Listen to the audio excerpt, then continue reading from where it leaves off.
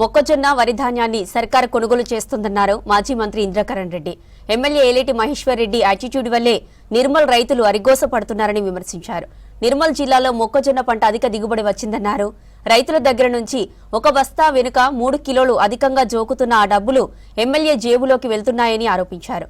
నిర్మల్లో తాను చేసిన అభివృద్ధి తప్ప మహేశ్వర్ రెడ్డి చేసిందేమీ లేదన్నారు ఇంద్రకరణ్ రెడ్డి. నువ్వు విఫలమైనవు. నీ యొక్క యాటిట్యూడ్ వల్ల నిర్మల కూడా రైతులందరం కూడా అరగోసలో పడిపోయారు. నువ్వు నిర్మల్ మార్కెట్లో, సారంగ్ మార్కెట్లో జొన్నలు మేము జోకుతున్నాం అని చెప్పి నువ్వు కాంటా ఇనాగ్రేషన్ చేసినావు. నువ్వు ఇప్పటిదాకా జొన్నలకు మనకు పర్మిషనే రాలేదు.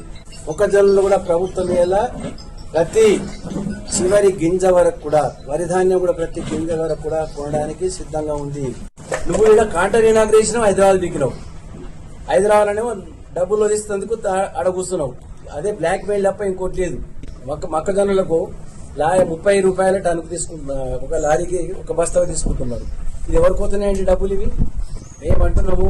ఇప్పుడు వరి ధాన్యం కూడా 3 నుంచి 3.5 కిలోల వరకు ఎక్కువ చూపుతున్నారు.